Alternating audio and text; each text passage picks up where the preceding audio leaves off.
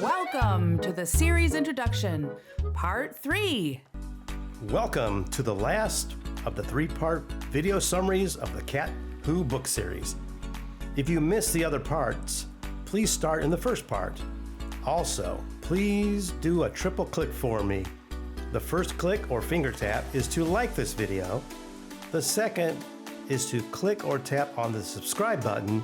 And the third is to click/tap on the bell and choose the all option so you can be notified of all new videos from the Cat Who fan club here on YouTube. Thanks! The action continues in 1998 when we find out about the cat who sang for the birds. It is spring in Moose County, 400 miles north of everywhere as the locals say. Jim Quillerin, local columnist and millionaire, decides it's high time to remodel his primary residence, the Big Apple Barn where he and the cats Coco and Yum Yum live. He even decides he wants to add a screened-in gazebo for himself and the 2 felines to lounge in the out-of-doors without getting eaten alive by mosquitoes. But each morning, Quill is awakened to whistling and warbling birds, which drives the cats mad and makes Coco try to mimic the bird songs. Their accusatory words, spray painted on the exterior of Widow Coggin's barn, some art is stolen from Pickaxe's new art center, and even a seeming attack by a parrot is in this adventure. A young artist also disappears, and there are protests against computer use at the local library. There's a lot of this story to challenge a reader.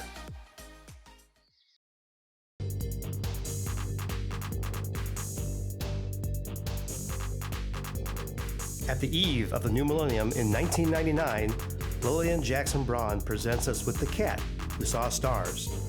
It is July, and Quill takes a vacation in Mooseville with Coco and Yum Yum at their cabin by the lake. There is a disappearance, which is mysterious, of an unidentified backpacker near where he is staying, and Quill and Coco take to watching the dark night skies looking for visitors. And by visitors, we don't mean night owls. Seems the male feline may be looking for UFOs.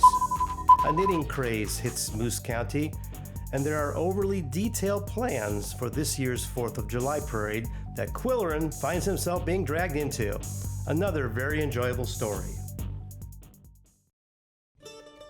In 2000, we hope our money is safe in The Cat Who Robbed a Bank. While residents of Pickaxe prepare to celebrate their Scottish heritage through the Highland Games, rumors abound as a regular visiting jeweler comes to the city.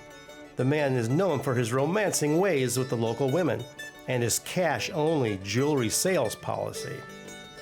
Something happens to the man at the town's new hotel, and it is up to Quillerin, Yum Yum, and Coco, who is now interested in photographs, pennies, and paper towels, to solve this mystery.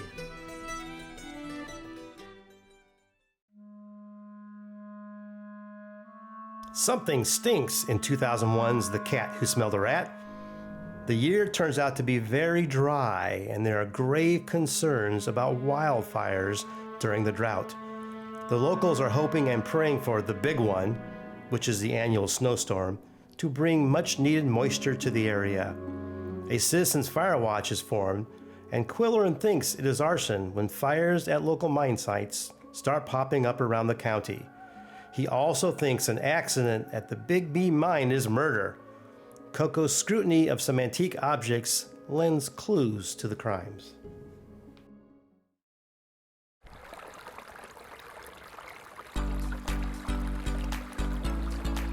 Grab your paddle, as 2002 brings us The Cat Who Went Up a Creek. Columnist Jim Quillerin takes a short vacation in nearby Black Creek at the Riverside Nutcracker Inn.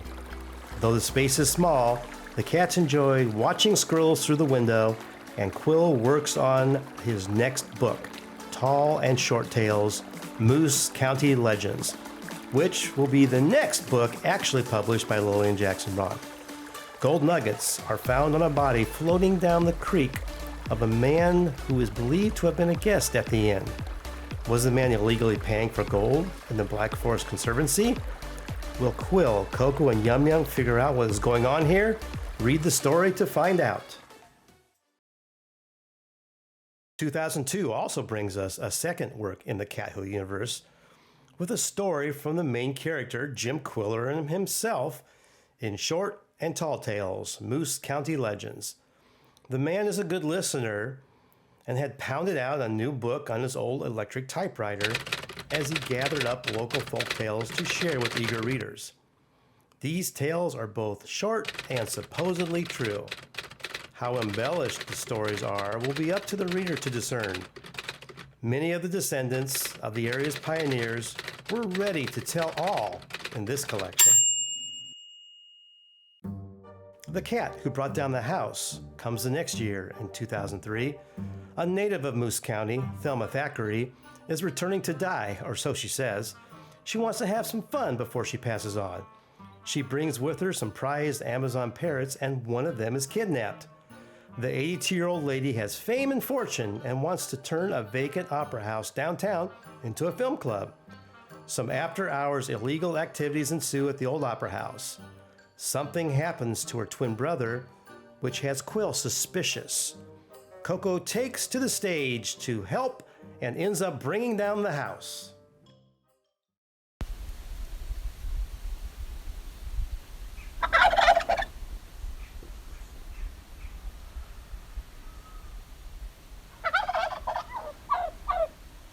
A lot is stuffed into the story of The Cat Who Talked Turkey. See what I did there? From 2004.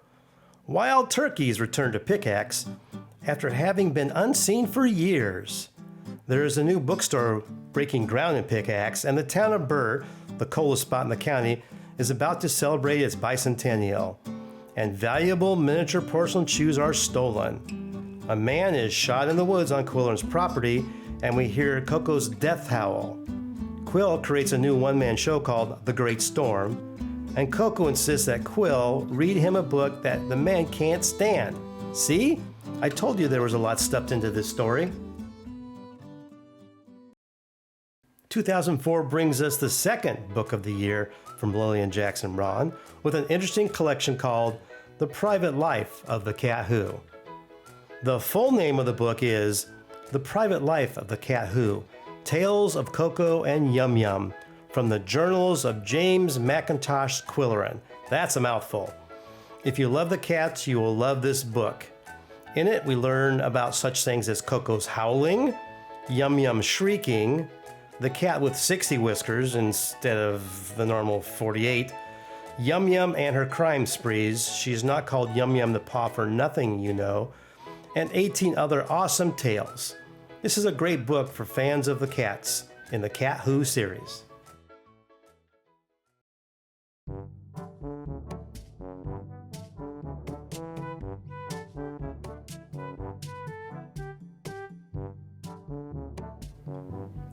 Coco goes a bit crazy in The Cat Who Went Bananas from 2005. In this story, the new Pickaxe bookstore known as the Pirate's Chest finally opens. Quill reviews a locally performed play, The Importance of Being Earnest. Sadly, though, something happens to one of the cast members and a rare book is stolen. The male Siamese, Coco, begins acting particularly odd in regard to a new resident. Some might even say the cat has gone bananas. Hopefully, his unusual behavior will help Quill unravel the mystery. The stories continue in 2006 with The Cat Who Dropped the Bombshell. Moose County gets ready for its 150th anniversary, which is uniquely named Pickaxe Now. Quillerin attends a local family reunion, and two cousins go out together to rabbit hunt, and only one returns. Both men were set to receive a large amount of money from a rich uncle, which makes you wonder. During the festivities, there's a kitten auction for charity and a Labor Day Pickaxe Now parade. Quillerin's barn is to be sketched by an architectural student by the name of Harvey Ledfield, at least until Coco drops from the barn's high rafters and scares poor Harvey. And a knitter with psychic powers predicts murder, and a woman Quill never talks to who is visiting from California leaves a message for him. There's never a boring moment in Moose County.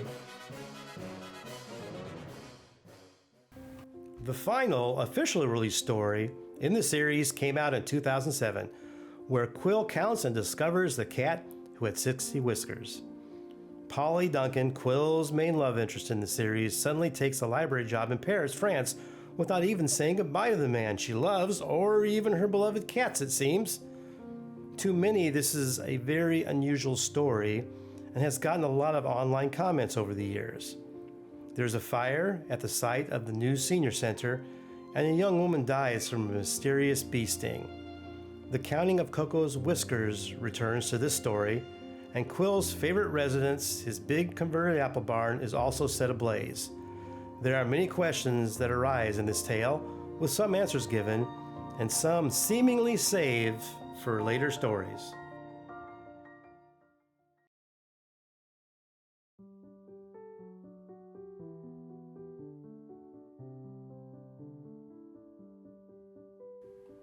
The Cat Who Smelled Smoke was supposed to be her next story. What became of this tale has long been the subject of great debate. The placeholder on Amazon for the next book was later removed after the beloved author passed away in 2011. It was hoped more answers would come from the questions that came up in The Cat Who Had 60 Whiskers. It was said that Lilian Jackson Braun's husband, Earl Bettinger, shared that the author was sad that she had not been able to complete the next story for her fans.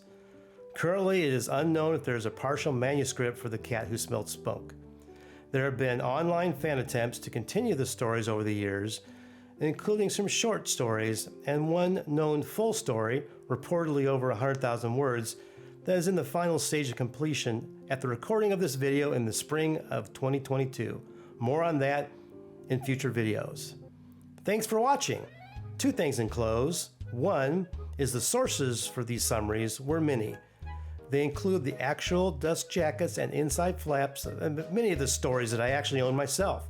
Wikipedia, Amazon, original publisher summaries, as well as my own ideas and adaptations. Secondly, I am planning regular in-depth reviews of each of the stories from the series, from the first book to the last. If you click on the welcome video on this channel, you can get a 2-minute overview of the plans for what we have. As always, your comments and suggestions are welcome. Please like, subscribe, and click on the bell to get notified of all the new videos as they come out. Thanks so much. See you in the next video.